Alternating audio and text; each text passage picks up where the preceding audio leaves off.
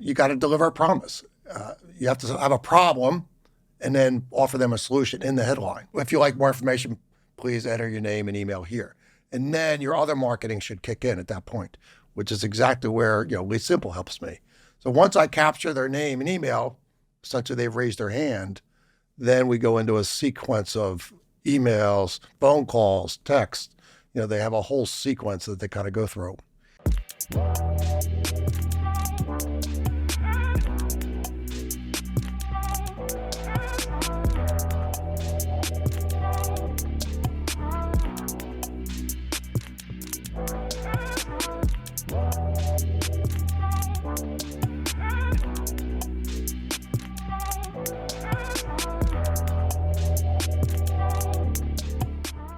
Welcome to another episode of the Profitable Property Management Podcast. I'm your host, Jordan Muela, and today I'm interesting Mike Lautensack. Mike, thanks for coming on the show. Absolutely.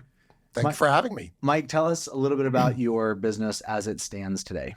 Val Realty and Property Management. We're based out of Philadelphia. We serve Philadelphia and maybe the western suburbs of Philadelphia. We started business in December of 2006. So I think we're in our 17th year, almost getting close to 20 years. And we've grown the entire time. I mean, we started out just doing property management, like a lot of people here.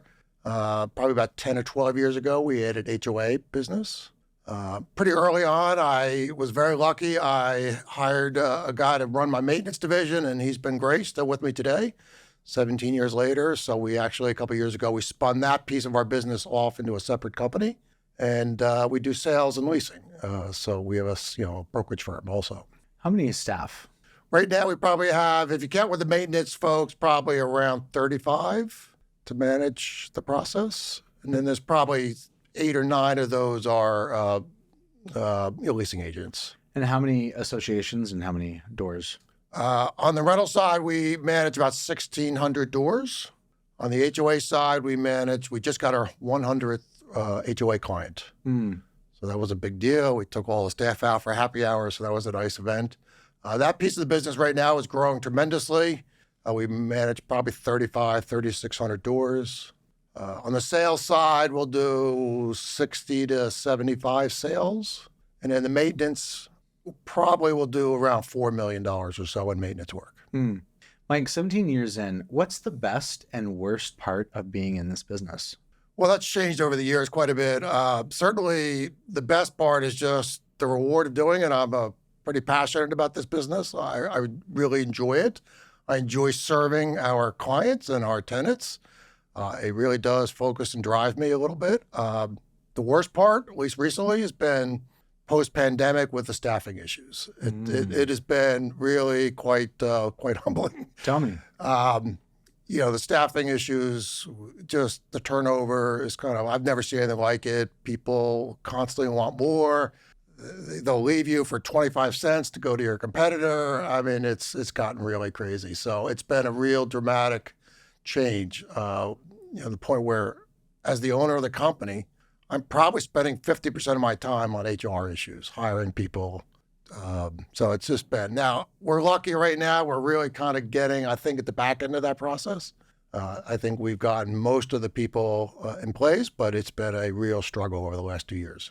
Let's roll the clock back to the outset, 17 years ago. How did you get your start in the business? I owned, back in early 2000s, I bought a number of investment properties myself. At one point, I probably got up to about 25 properties, but I still had a full-time corporate job. I was doing bankruptcy work.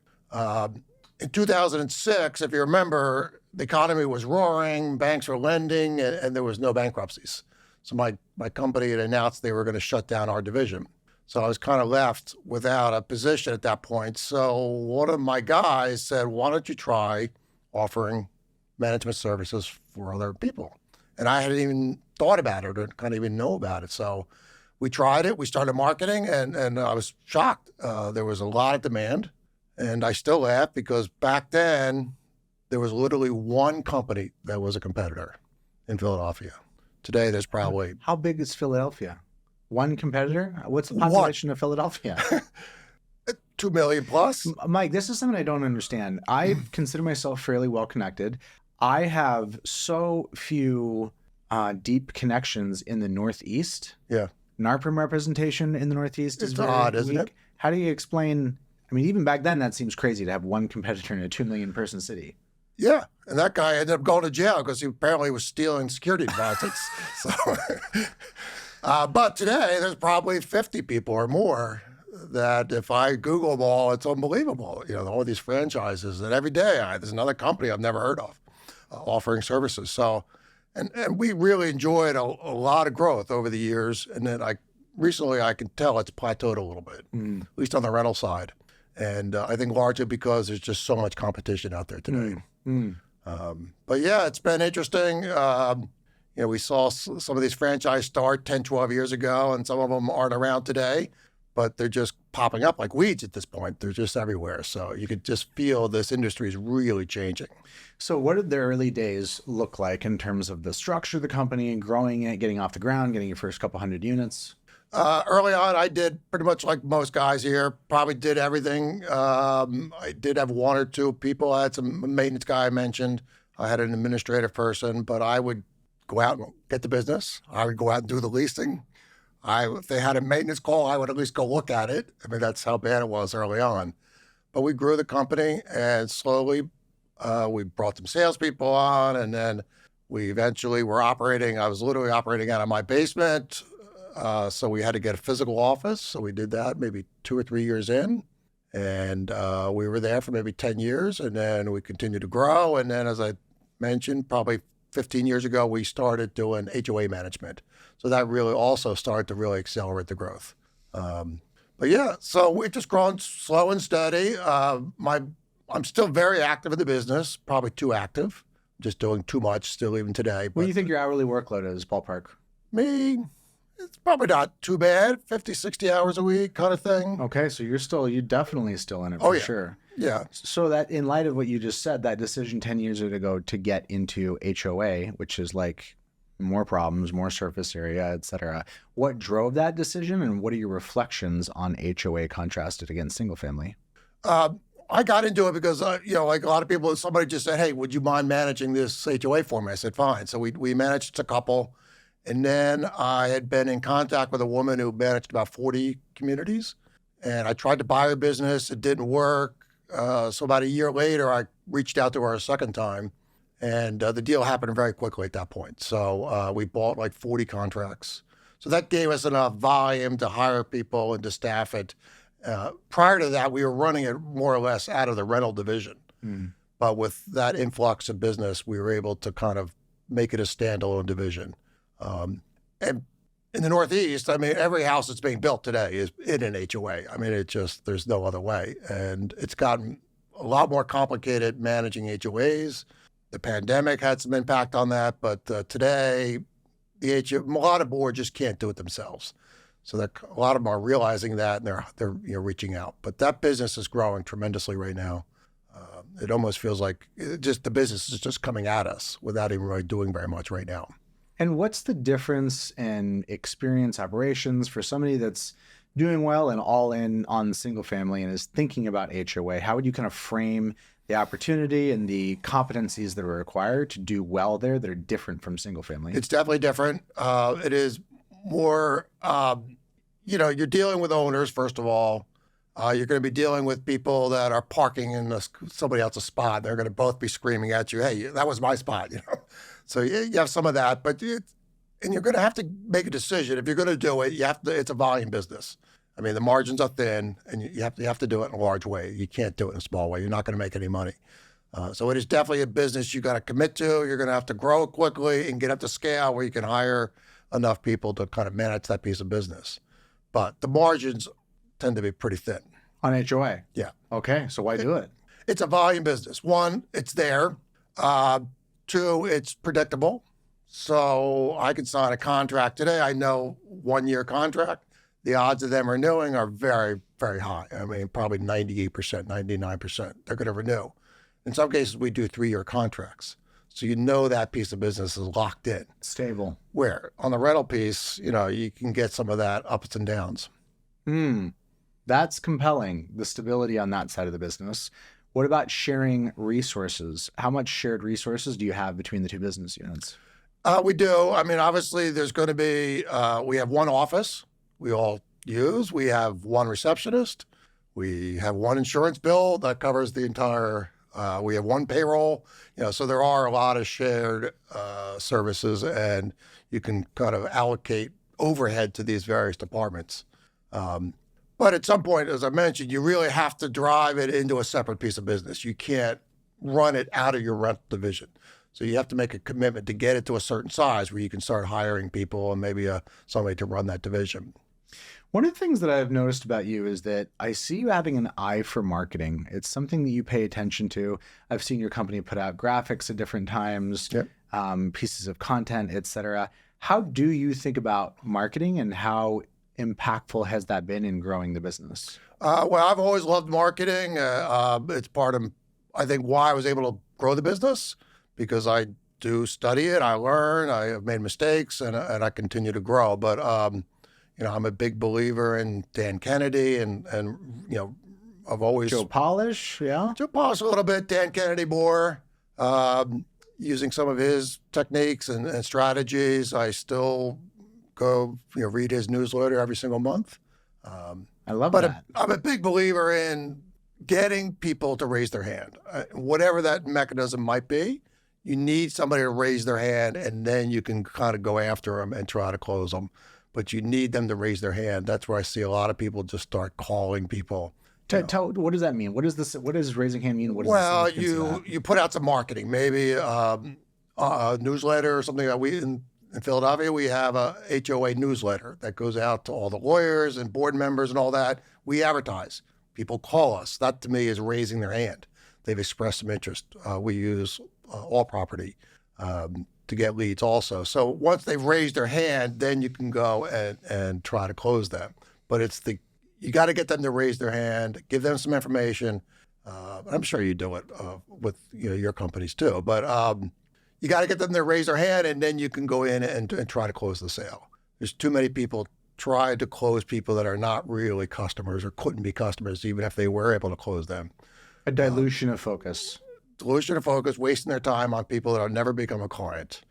You have to identify them pretty quickly, whether they can become a client, and then you can kind of go all in on them.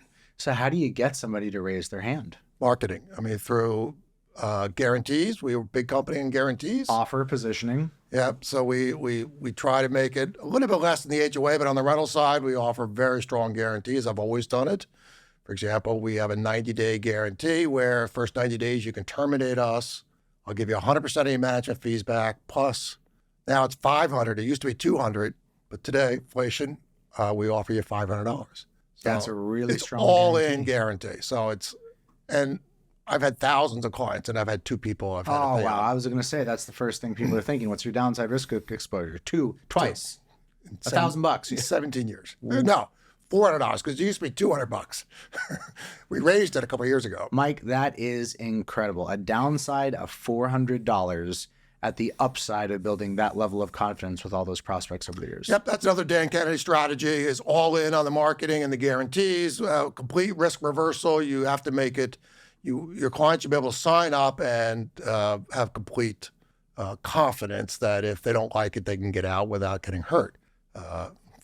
Sears used to do with their tools. It doesn't matter. 20 years later, one of their tools breaks, you can take it back and they'll guarantee it. Now, what's the backstop? There's definitely some contextual notes here. For me, those would be you have to be confident in the quality of your service, Right. and you have to be appropriately qualifying who you're letting in the door. Absolutely. Talk to me about client qualification and kind of the parameters that you set of who you will and won't work with. Yeah, it's changed a little bit over the years. Early on, we probably took on too many clients that will, Philadelphia's a rough, tough neighborhood. I mean, there's a lot of low-end Class C properties, and we had to, we took on too many times. For example, we took on one client, she had 40 or 50 really rough properties, and it almost took the entire company down. I mean, it was so overwhelming. The maintenance, nobody was paying rent. It was just a disaster.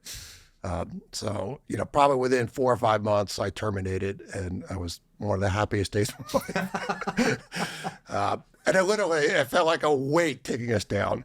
So we've gotten better at that. I've gotten better at that. I'll take a few bad properties, but we're definitely better at kind of spreading them out and kind of being more picky on that area. Okay, so we talked about offer. I think about that being lower in the funnel, that almost more of a sales consideration. Talk to me more about higher in the funnel, top of funnel, eyeballs, attraction. Well, we do the marketing like everybody else with all property, and we've done some Google ads. We don't do a lot of that anymore, but it's great headlines. It's great guarantees. Headlines? Absolutely. Tell me more about headlines. I don't hear much people talking about that much. Absolutely. Your basic, premise or your basic promise has got to be in your headline. We used to use I got talked out of it. We used to say, the company to call when, you're tired of dealing with tenants. We used to call it 3 T's. When you're tired with dealing with 3 T's, tenants, toilets, and townships. That used to be our headline. But I got talked out of that one recently. But yeah, just great headlines with a promise, guarantees, risk reversal, make sure you do that. Testimonials, you have to be able to show that other people are using you. You have to be able to demonstrate that they're not the first one or something. How do you get a testimonial, and how do you craft it to make sure it's the right kind of impactful testimonial? We've worked a lot on that recently. We use a lot of different ways. Our staff is incentivized to do it. We reward staff when they do it. We send it out to all the other staff. One of our employees gets a 5-star review. We make sure we make a big deal about it. So we're encouraging them to do it. If I ever see a client say anything nice, we have systems in place. We have pre-done links. We just send it out. Hey, would you mind giving us a 5-star review? And we tell them, give us a 5-star review. We don't tell them, would you give us a review? We kind of make it clear what we're expecting. The headline piece, I just want to come back to that again. When you say headline, I'm thinking direct writing, direct to mail, direct copywriting. I'm thinking boron letters, Gary Halpert. There's a whole canon of research around that. But the counterintuitive suggestion could be summed up as thus: invert the amount of time that you are inclined to spend on the headline versus the rest of the body copy. Email, essay, the amount of time you're naturally inclined to spend on the bulk of the essay or whatever, invert that and spend that time on the headline. Absolutely. Which is deeply counterintuitive. In fact, Mike, I struggle to get this across with my own staff. I have not quite managed how to not make that seem somewhat crazy. And today there's tools like ChatGPT. You can go out and say, write 5 headlines. You can tell them, I want interesting, compelling headlines about this or that, and it'll give you examples. You can even pick one. Give me 5 more with based on this one. So there's ways to do it, but you got to deliver a promise. You have to have a problem and then offer them a solution in the headline. But you're right. The headline is the single most important item, because if you don't get them past the headline, they're not going in it. The rest of it doesn't matter. It could be blank. It goes in order, right? It's headline, first sentence, all the way through, and if you keep people to the end, well, great, good for you. But the battle is really won within the first immediacy of what people see. Same thing with the landing page, right? Going to a website. People are making an implicit, non-articulable judgment as soon as they hit the website. We don't even know what's going on in our heads, but something about the first impression in the first 3 seconds around quality, load time, offer, all of that dramatically colors whether or not it feels like it makes sense to scroll down from there. Well, not only that, but you have to think and write in 2 ways. You have to write, person may read the whole thing word for word. Or skim. Or skim. And you have to write that way. So we really focus on bullet points, bolded text, to make sure they could just skim those highlighted items and get the same message if they read the whole thing. They should be able to get the same thing out of both. Tell me a little bit more about your website. I love that we're going deep on marketing. This is not a common conversation. I love marketing. Tell me about the website. How do you think about the flow and conversion and kind of the funnel on your website? Websites are slightly different in the sense that, yes, you want all those headlines stuff, but remember, your audience on a website is really Google. I mean, so you have to write websites today designed for Google and what their needs are. So you have to put keywords in there. You have to have what they call keyword stuffing, where you have to put the keyword 6 or 8 times on a page. What about from like a conversion perspective, though? It's the same thing. Headline, some promises, and then a solution. And then if you like more information, please enter your name and email here. And then your other marketing should kick in at that point, which is exactly where, Lead Simple helps me. So once I capture their name and email, such that they've raised their hand, then we go into a sequence of emails, phone calls, text. They have a whole sequence that they kind of go through. How did you get into the blog content and the infographics? I find what you're producing genuinely interesting. I've actually looked at it somewhat recently. How did that become can you just describe what you're doing there and how that became a thing? It's just something I do. I don't know if it's even, for example, I think the infographic you were talking about, we've been working on for a few months recently. But I want a few good infographics so I can then publish those on different sites. And you can then create links back to your website. And it's a great way to drive traffic to your page. So these infographics provide some information, that's some of it, but it's also, there's a lead magnet to drive traffic. Oh, 100%. But what I see you doing is you're exposing internal information, so it's real content. And right. The fundamental dichotomy is, are you thinking of marketing as a way to do some sneaky stuff to get an outcome that you don't deserve because your content sucks, but you want leads? Or are you trying to earn it by producing something of quality that you as a consumer would want to read? Absolutely. It's the latter. I believe in quality content. I write blogs myself. I love doing it. I've written a book. So all this stuff I think is high quality content. And today, if you're not writing high quality content, you're wasting your time. You're wasting your time. You'll be flagged so quickly by Google and your listeners and readers, so it won't matter very much. But yeah, I'm always looking for ways to provide more information. Again, it's kind of my philosophy is that I want to serve my clients. I want to make their lives better. And that's done through content. It's done through information. They crave it. They want it's almost like they want to watch the news, and the news being property management news. So they want to know what's going on. Philadelphia's got a lot going on. There's a lot happening. So we provide them with information. We provide them with advice, guidance, all of that. Tell me about the book. You described the process a little bit earlier, but the goal with the book, this is directed at who? It's the individual investors, anywhere from 0 to 50 properties. It's the smaller investor, giving them self-managing.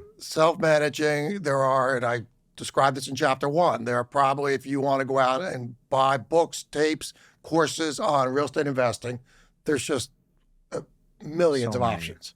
But on property management, not much. And it's not a lot designed for the smaller investors. So I think there's a real area there where they need help, because ultimately buying a property is not the panacea everybody thinks. You got to put a tenant in there, and you got to get them to pay rent. If they don't pay rent, your investment's not going to produce. Right. So if you can't manage a property or hire a property manager, one of the two, but if you only have a few properties, you probably want to manage it yourself. So it just provides them with a lot of strategies and tips, not only how to manage it, but how to do it for maximum profit. So how to look for ways to increase profit. How are you going to position this book effectively as a lead gen tool? Like most people that are writing books today, it basically will be exactly that. It'll be a giveaway. Anybody that inquires about our services is going to get a free book from me. And just to demonstrate expertise, depth of knowledge, all of that. So it kind of pre-sales for me. Then I would call the individual a day or two later. He's gotten the book. He'll never read it probably, but he'll see it, and then he knows I'm the expert. Well, isn't that the perverse thing? Some people think like, well, if you give away all the information, Mike, why are they going to call you? The reality is, the more information you give away, the more people come to the conclusion, boy, this is just a bit much. I didn't know there was this much to it. I just call Mike. No, you nailed it right on the head. That's the whole point of it is, they go through all the security deposit issues, dealing with pets, fair housing issues. They're like, oh, this is ridiculous. I'll just pay Mike to do it. 9%, I'll just pay Mike to do it. Yeah, I mean, that's a reasonable conclusion to come to. Right. So the book, what's the title of the book? Landlord Secrets, a complete guide for managing your rental properties for maximum profit. My experience with content is that it is also somewhat counterintuitive to think about the reward as being, if you think about a graph, y-axis, x-axis, the growth of the reward is not linear. It's not like crappy content, slightly better content, really good content. Like, it doesn't look like that. It's more like it's parabolic, right? You exert a lot of effort, more effort, more effort. And then finally, when you cross a certain threshold of like you really lean in, then parabolically it goes up very aggressively. And that's the magic. The best content, is it the best? The most comprehensive content I think I've ever produced was the first content that I produced in my career. It was a hiring guide for how to hire a property manager. It took me 3 months to write. I vividly remember being at a Starbucks after it was closed outside with my laptop plugged into the wall at like 11 at night. I had never managed property, so I had no idea what I was doing. Like, I was banging my head against the wall, but through all that sweat and effort, I shipped something. Was it the best ever? I don't know. What I do know is it was good enough to have enduring value. And Mike, that piece of content over the next 15 years has just kept producing. I don't even run that business anymore. It's a side venture, but good content stands the test of time. What have you seen in terms of building a flywheel? PPC is like, it's one off. You're renting a channel. Organic is what you own. What have you seen in terms of the correlation between time and effort and growth in organic traffic? Well, early on, that was my main marketing strategy was articles. And I used to do them. I would write the article where I would do, we call it webinars back then. Today, I guess they're called podcasts. But we would then, we would have a service, record it, write it down, and then we'd chop it into 10 articles. And that's why I have 5, 6, 7, 800 articles out there. We would do a 30-minute interview. We get 10 articles out of it. Mike, this is exactly what I'm talking about. 500 to 600 articles in the backlog that you did personally, not a third-party service. Yeah, most of them are still out there, and they're still driving traffic. Not a lot, but they're still driving traffic. Long tail. Yeah. Wow. And they're not very good, just like you. You're figuring it out, but it's heartfelt. Like, you're trying, as opposed to outsourcing it or using ChatGPT. I'm not a big believer that ChatGPT, it's too accessible, right? It's a race to the bottom right now. Yeah, it's a tool like anything else, but for organic search specifically, that's where it falls short. For conversion-related copy, if you can get some juice, you can get some juice. Yeah.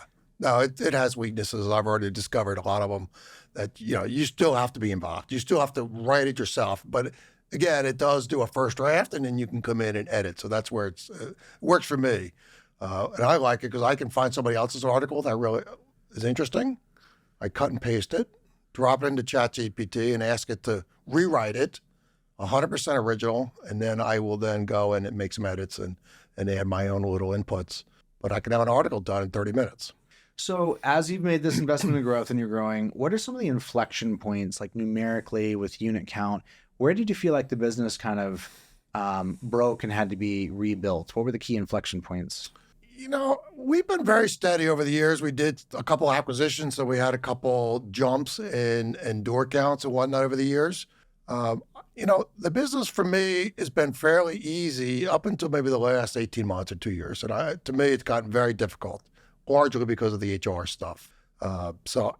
We've been very lucky, and I write a pretty tight ship. I mean, financially, our books are as good as anybody. We're not perfect, but we run a pretty tight ship. So we've had some turnover. We have some churn like everybody else, but it's not too bad. But we're able to continue to grow. But the last 18 months has been difficult, mostly with staffing. We've lost some clients, some bigger clients as a result. That's been a real challenge. But up until then, I would say we are growing steadily, and there was never kind of a, we're going down kind of moment. I said, I've 17 years, I've made payroll every 2 weeks. Are you a squad, pod, portfolio? What's your structure? What's that? It's interesting. We used to do kind of individual portfolios up until like 18 months ago. And then I felt I wanted to go to more of a team concept or pod. And we've been trying that for about a year. And we recently decided that wasn't working either. So we're going back to the portfolio model. So we've struggled with that as part of it. We've had a lot of staff turnover, so that's contributed to that.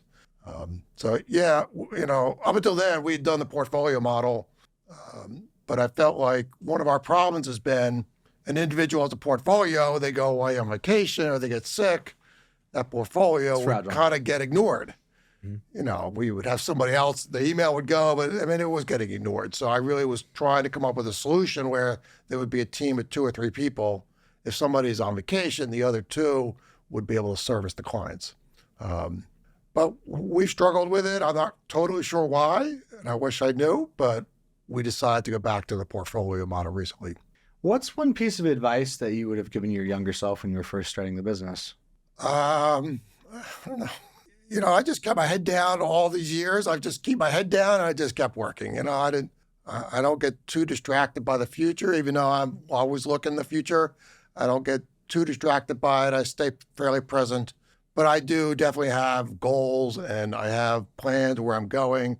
You know, our current company right now is, we're looking over the next 3 years to probably double in size, you know, all the divisions. So, you know. So what's the advice I'm hearing? Like, stay the course?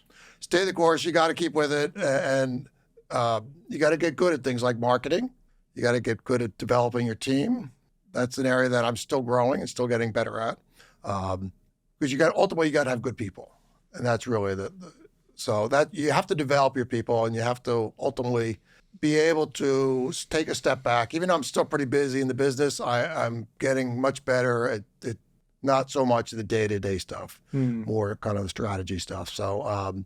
And that's a tough one. That's kind of a leap of faith you got to make as an owner at some point, that you'll kind of stop doing in the business, start working on the business. And if you could wave a magic wand and make one thing different about property management, what would it be? That's a great question. I don't know.